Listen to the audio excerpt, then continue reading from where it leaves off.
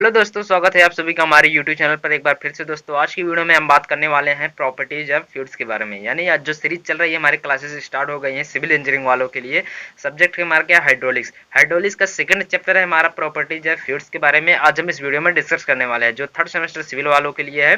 क्या इसके पहले हमने आपको चार प्रॉपर्टीज बता दी थी, यानी जो फ्लूइड्स के चार प्रॉपर्टीज होती है उसके बारे में हमने आपको अगले लेक्चर में बता दिया था। तो आप उन सभी वीडियोज को नहीं देखें तो उसका लिंक आपको इस वीडियो का प्लेलिस्ट बना दिया गया है, तो उसका लिंक आपको नीचे डिस्क्रिप्शन में दे दी गया है। आप चेकआउट कर लीजिएगा प्लेलिस्ट को, वहां पर आपको सभी प्रकार की वीडियोज प्रोवाइड कर दी गई है। ठीक है, आज के लेक्चर में हम बात करेंगे प्रॉपर्टीज नंबर 5 के बारे में, जो क्या है हमारा specific gravity and specific density के बारे में। ठीक है, तो इंपॉर्टेंट है। इसके साथ ही साथ आज इस वीडियो में हम न्यूमेरिकल भी इसके देखने वाले हैं, और जब तक आप कॉन्सेप्ट को नहीं समझेंगे तब तक आप न्यूमेरिकल को भी सॉल्व नहीं कर सकते। ठीक है, तो यहाँ पर सबसे पहले आपको कॉन्सेप्ट को बताया जाएगा, उसके बाद आपको न्यूमेरिकल भी सॉल्व कराया जाएगा। तो आप वीडियो को एंड तक पूरा बने रहेगी, जिससे आपको पूरी तरह से समझ में आ जाए क्या प्रॉपर्टीज ऑफ फ्लूइड्स के लगे specific gravity and specific density के बारे में। ठीक है, तो चलिए वीडियो को स्टार्ट करते हैं। और जो भी बच्चे अभी तक क्लासेस को स्टार्ट नहीं किए तो उन सभी बच्चों को बता दें कि हमारी क्लासेस स्टार्ट हो गई है हाइड्रोलिक्स के। ठीक है, तो आप जुड़ने के लिए हमारे नीचे डिस्क्रिप्शन में टेलीग्राम का लिंक दिया गया है, वहां से आप ज्वाइन हो जाइएगा, बिल्कुल फ्री में, कोई चार्ज नहीं किया जाता है। ठीक है, चलिए हम लेक्चर को आज स्टार्ट करते हैं। देख लेते हैं क्या हमारा टॉपिक क्या है, स्पेसिफिक ग्रेविटी और स्पेसिफिक डेंसिटी के बारे में। ठीक है, चलिए इसका पहले हम डिफिनेशन समझते हैं, क्या डिफिनेशन होता है, क्या है इसे, या फिर किसे कहते हैं। ठीक है, या फिर एक है कि, या फिर यदि हम स्पेसिफिक ग्रेविटी यानी विशिष्ट गुरुत्व कहें, या फिर हम इसे क्या कह सकते हैं, अपेक्षिक घनत्व कह सकते हैं, या फिर अपेक्षिक गुरुत्व कहें, या फिर विशिष्ट गुरुत्व कहें, या फिर विशिष्ट घनत्व कहें। ठीक है, उन सभी बातें एक ही हैं।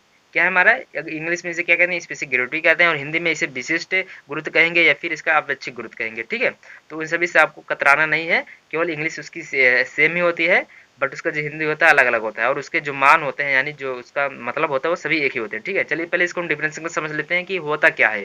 कि किसी पदार्थ का अपेक्षिक घनत्व, यानी कोई हमारा पदार्थ है तो इसका अपेक्षिक घनत्व जो होगा वो उस पदार्थ के घनत्व, यानी इसका जो घनत्व होगा, इसके घनत्व तथा किसी मानक तरल पदार्थ के घनत्व के अनुपात का होता है। यानी कोई हमारा, ये हमारा मान लीजिए फ्लूइड्स के बारे में पढ़ रहे हैं, फ्लूइड्स हमारा क्या है, तरल है, तो ये भी हमारा क्या हो जाएगा, तरल हो जाएगा।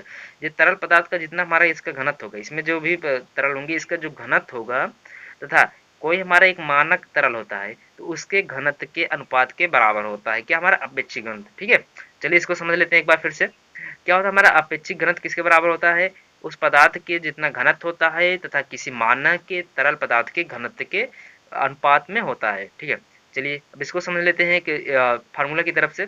फार्मूला क्या है हमारे यहाँ पर दिया है कि स्पेसिफिक वेट, यानी एक प्रकार से और इसका बना सकते हैं क्या, किसी पदार्थ का अपेक्षिक घनत्व या फिर किसी पदार्थ का अपेक्षिक गुरुत्व क्या होता है, स्पेस यहाँ पर गुरुत्व कह देंगे। यहाँ पर क्या हो जाएगा, अपेक्षिक गुरुत्व, यानी विशिष्ट गुरुत्व यहाँ पर है।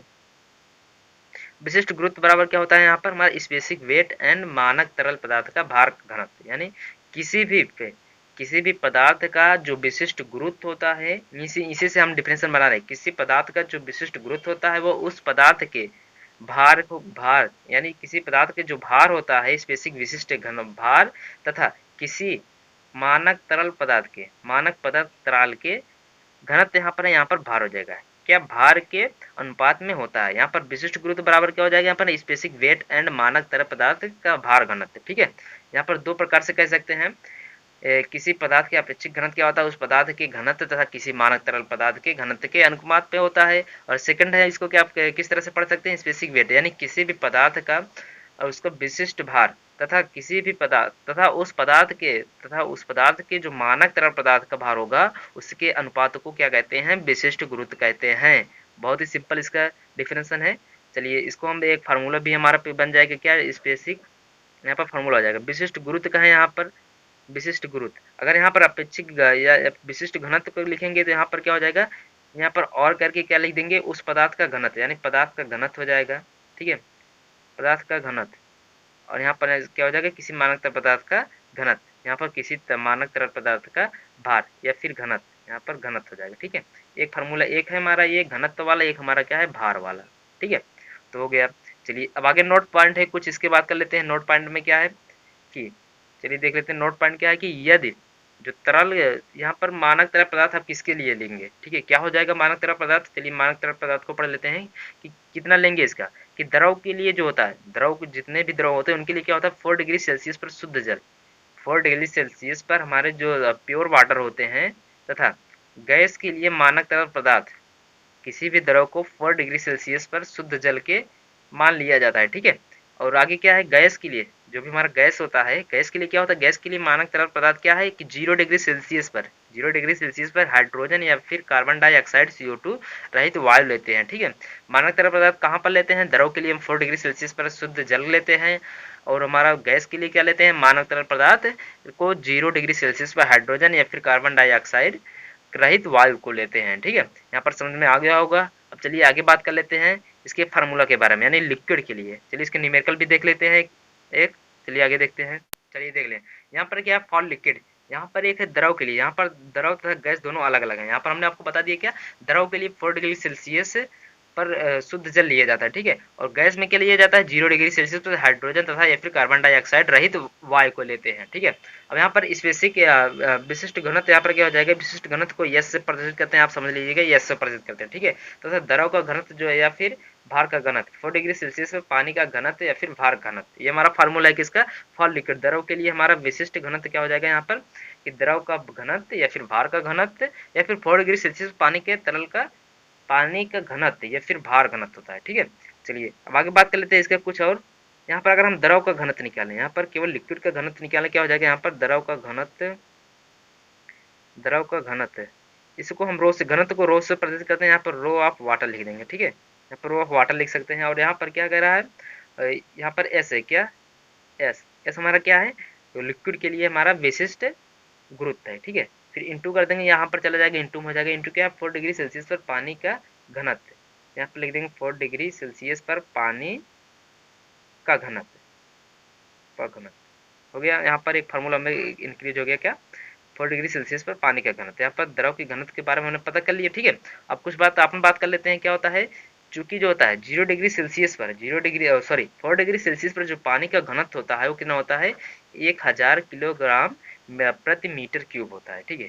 तब यहाँ से क्या हो जाएगा हमारा, यहाँ पर रो ऑफ वाटर कितना हो जाएगा, यहाँ पर एस हो जाएगा इंटू कितना हो जाएगा 1000, यहाँ पर कितना हो जाएगा 1000 किलोग्राम मीटर क्यूब हो जाएगा। ये हमारा आंसर हो गया, ठीक है।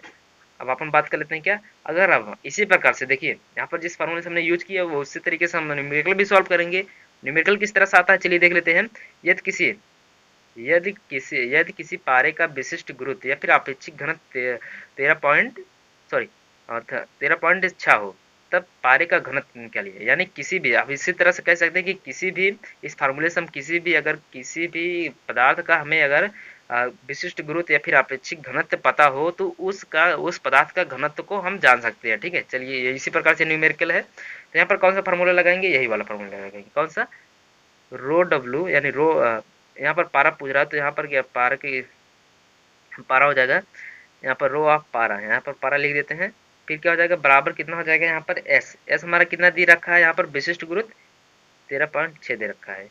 फिर यहाँ पर इंटू कितना दिया है, 4 डिग्री सेल्सियस पर हम तरल पदार्थ को लेते हैं, ठीक है। कितना हो जाएगा यहाँ पर 1000 होता है, यहाँ पर 1000 से गुणा कर देंगे, कितना हो जाएगा, यहाँ पर हो जाएगा 13600 हमारा किलोग्राम, यहाँ पर उसका लिख देंगे क्या, मात्रक मीटर क्यूब होता है।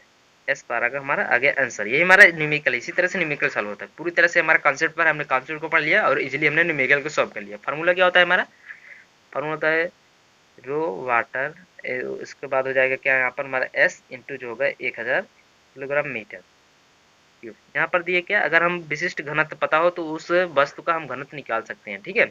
चलिए आज की वीडियो में बस इतना ही, तो अगले वीडियो में आपको क्या बताया जाएगा, गैस के लिए फार्मूला बताया जाएगा, ठीक है। तो अगले वीडियो को आप देखने के लिए चैनल को सब्सक्राइब कर लीजिए और बेल आइकन को ऑन कर ऑल पर सेलेक्ट कर लीजिए और अपने सभी दोस्तों के साथ शेयर कर दीजिए और उनसे कहिए कि हमारे क्लासेस हाइड्रोलिक्स की स्टार्ट हो गई है और क्लास लेना स्टार्ट कर दीजिए, क्योंकि नहीं तो बाद में सिलेबस ज़्यादा हो जाएंगे तो कवर नहीं हो पाएगा। अब अगर हम शुरू से पढ़ेंगे तभी से वो हमारे सिलेबस जो कवर हो जाएंगे, ठीक है।